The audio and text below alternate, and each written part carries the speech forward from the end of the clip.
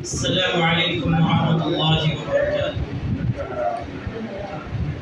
الحمد للہ وحدہ والصلاة والسلام علی من لا نبی بعدہ، اما بعد۔ آج انشاءاللہ قرآن حکیم کے 8ویں پارے کا مختصر سا خلاصہ پیش کیا جائے گا۔ شروع میں اللہ رب العالمین نے ارشاد فرمایا، وَكَذَلِكَ جَعَلْنَا لِكُلِّ نَبِيٍّ عَدُوًّا شَيَاطِينَ الْإِنسِ وَالْجِنِّ۔ حق بات جو ہوتی ہے اس کو میک اپ کرنے کی، اس کو سجانے اور اس کو سنوارنے کی ضرورت نہیں پڑتی۔ حق بات جو ہوتی ہے وہ بہت سیدھی سادی ہوتی ہے اور بہت ہی سچی ہوتی ہے۔ لہذا وہ باتیں جن کو مزین کر کے پیش کیا جائے تو وہاں پر کچھ نہ کچھ گڑبڑ ضرور ہوتی ہے۔ اسی طریقے سے مومن ہیں، جو مومن ہوتے ہیں وہ بہت ہی بھولے بھالے اور سیدھے سادے ہوتے ہیں۔ آج کے اس دنیا کے اندر انہیں جو مومن ہوتے بھولے بھالے ہوتے ہیں ان کو بیوقوف سمجھا جاتا ہے اور لوگ اپنے آپ کو بہت ہوشیار سمجھتے ہیں۔ بہرحال اللہ رب العالمین نے فرمایا کہ ہم نے جتنے بھی نبی بھیجے ہیں، ہر نبی کا انسانوں میں سے اور شیطانوں میں سے ایک جن ہو، ایک دشمن ہوتا تھا۔ ایک انسانی شیطان ہوتا تھا اور ایک جناتی شیطان ہوتا تھا، اور وہ دونوں اللہ کے نبیوں کے جو دشمن ہوتے تھے وہ دشمن ہوا کرتے تھے۔ لہذا وہ اللہ اور اس کے رسول کی باتوں سے لوگوں کو بھٹکاتے رہتے تھے۔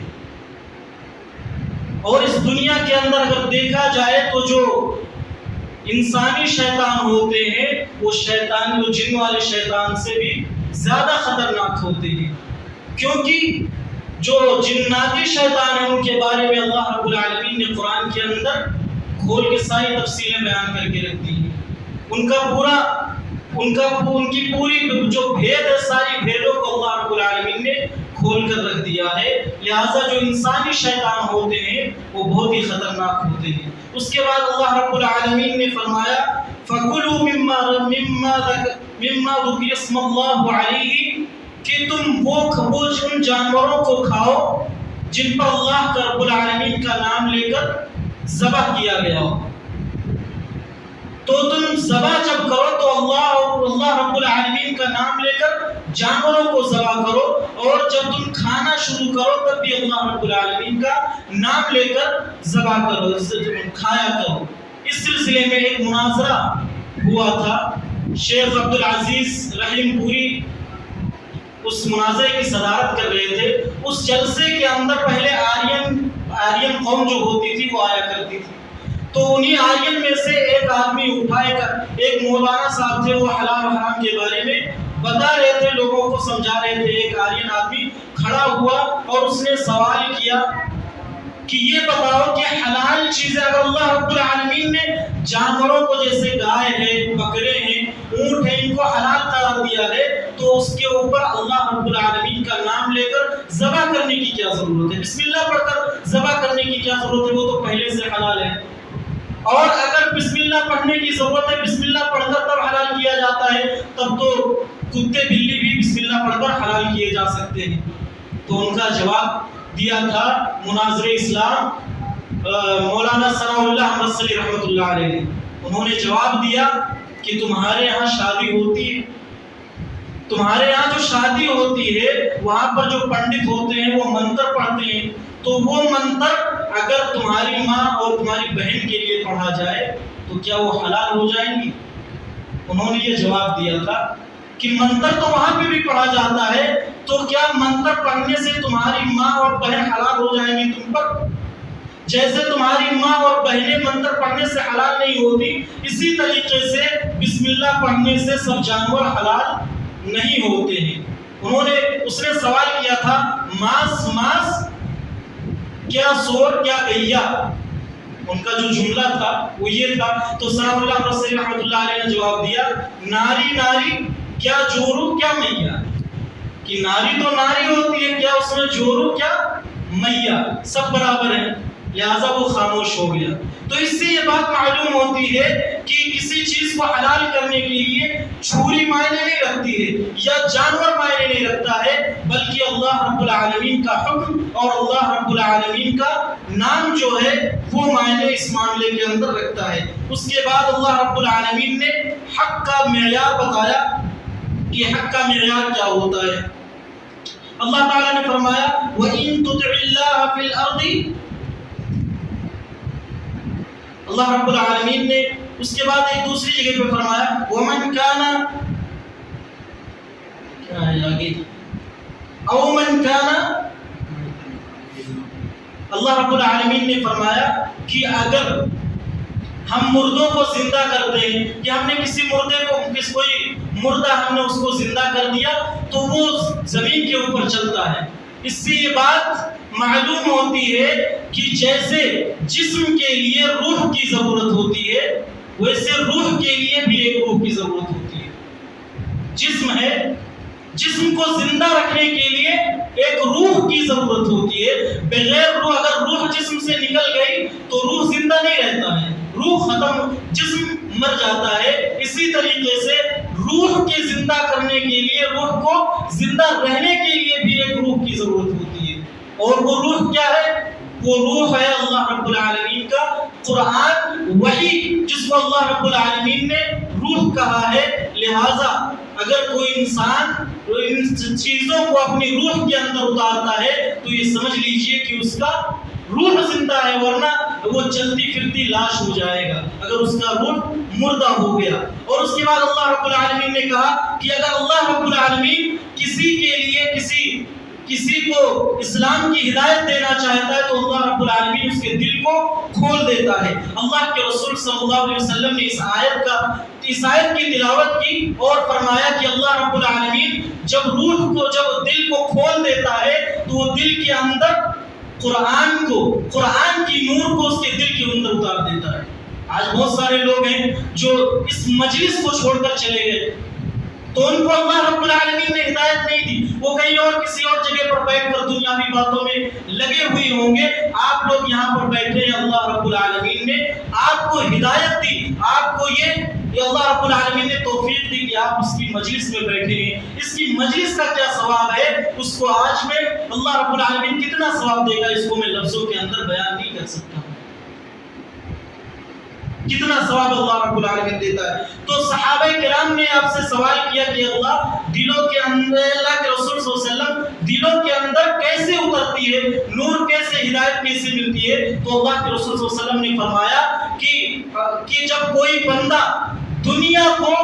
دنیا سے بیزار ہو جائے اور آخرت کی طرف اس کا میلان ہو جائے, آخرت کی تیاری کرنے لگے اور دنیا کی چیزوں کو چھوڑ دے, اس کو پیچھے چھوڑ دے, تو سمجھ جاؤ کہ وہ اس کے دل کے اندر نور اتر گیا ہے. اللہ رب العالمین نے اس کو اسلام کی ہدایت دے دی ہے, اسلام کی توفیق دے دی ہے. اس کے بعد اللہ رب العالمین نے فرمایا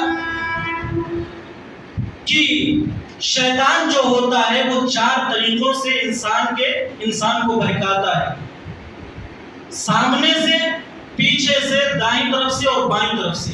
سامنے سے کیسے بہکاتا ہے؟ سامنے سے شیطان ایسے بہکاتا ہے کہ وہ آخرت کے سلسلے میں انسان کو دھوکے میں ڈالتا ہے کہ آخرت کی کیا تیاری کرو گے, آخرت کس نے دیکھا ہے, جب مر جاؤ گے دیکھا جائے گا, کسی نے دیکھا نہیں آخرت کو. شیطان اس طریقے سے انسان کے دل میں وسوسہ ڈالتا ہے, اس کو بہکاتا ہے.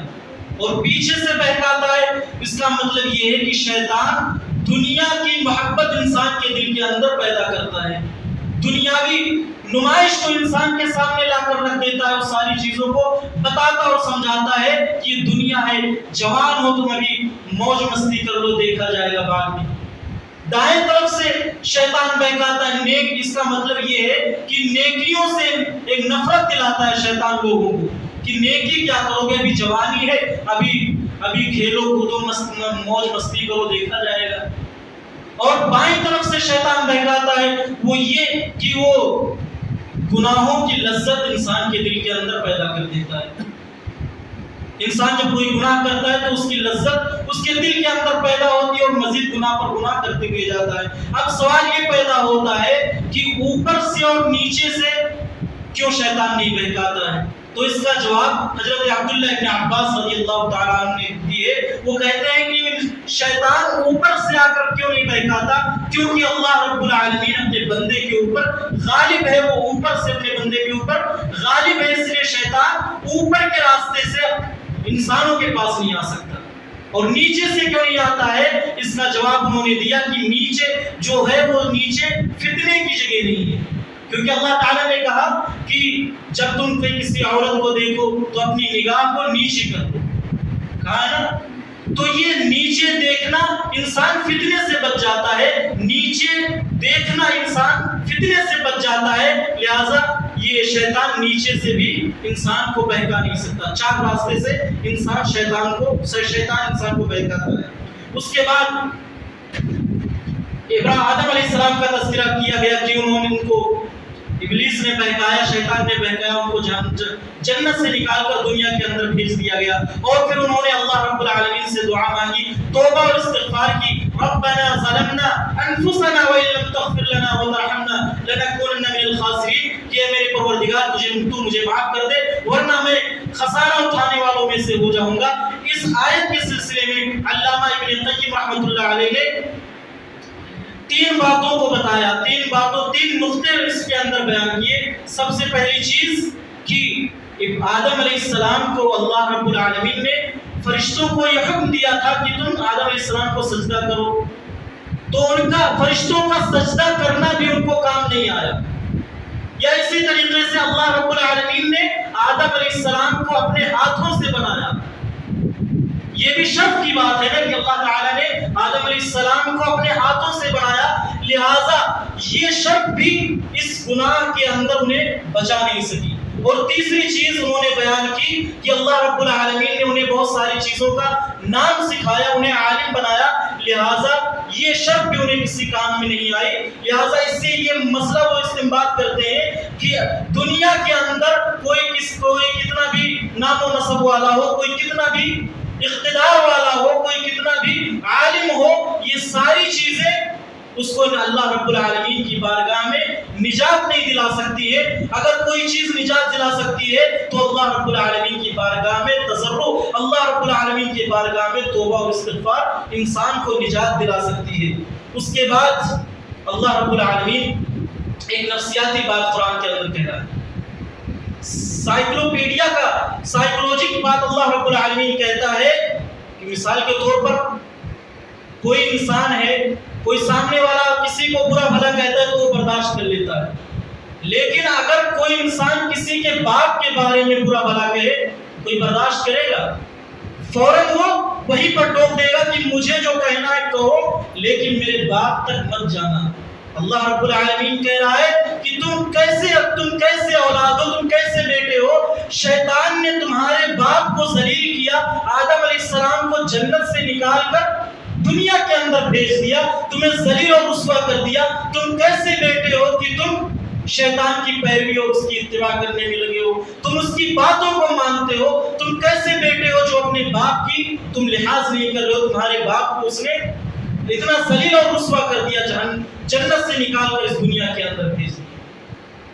بھائیو یہ باتیں قرآن ہی بیان کر سکتا ہے، قرآن کے علاوہ کوئی دوسری کتاب یا کوئی دوسرا علم ان ساری چیزوں کو بیان نہیں کر سکتا۔ اس کے بعد اللہ رب العالمین کہتا ہے کہ جو لوگ گناہ پر گناہ کرتے جاتے ہیں اور یہ سوچتے ہیں کہ اللہ رب العالمین انہیں جنت کے اندر داخل کر دے گا، جو آج کل دیکھا جائے رات و دن جانوروں کی طرح چلاتے رہتے ہیں مائک لے کر، اور ان کے اندر اخلاص اور اعمال کی کوئی چیز نہیں پائی جاتی، اور وہ یہ بھروسہ رکھے بیٹھے ہیں کہ آخرت میں اللہ کے نبی صلی اللہ علیہ وسلم تو ہماری شفاعت کرا لیں گے، ہم تو اللہ کی امتی ہیں، اللہ کے رسول کی امتی ہیں، ہم تو ان کے دیوانے ہیں، عاشق ہیں، اللہ کے رسول صلی اللہ علیہ وسلم ہمارا بیڑا پار لگا لیں گے۔ تو اللہ تبارک و تعالیٰ ان کے بارے میں بیان کرتا ہے کہ ایسے لوگ غمان میں مت رہیں، یہ چیز ممکن نہیں ہے یہاں تک کہ اونٹ سوئی کے سوراخ کے اندر نہ گھس جائے۔ سوئی کا جو سوراخ ہوتا ہے کتنی باریک ہوتی ہے، انگلی نہیں جا سکتی اس کے اندر، اونٹ کیسے جائے گا؟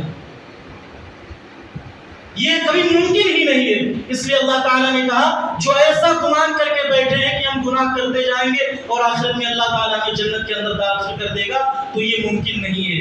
لہٰذا وہ لوگ اس بات کو اپنے ذہن میں رکھ لیں. اس کے بعد اللہ رب العالمین نے اصحاب اعراف کا تذکرہ کیا.